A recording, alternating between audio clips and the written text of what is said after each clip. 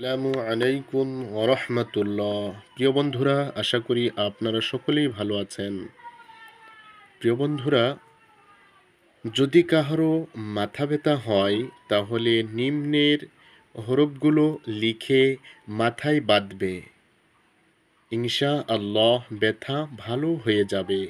এটি একটি পরীক্ষিত আমল। প্রিয় বন্ধুরা, একটি কাগজে, সাদা কাগজে এই হরফগুলো লিখে মাথায় বানলে ইনশা আল্লাহ মাথা ব্যথা ভালো হয়ে যাবে। হরফগুলো কি? দাল, মিম, হা, মিম, লাম, লাম আলিফ।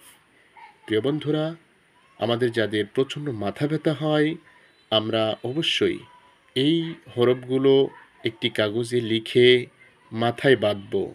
কোনো সুতা দিয়ে এরকমভাবে মাথায় আমরা বেঁধে রাখব।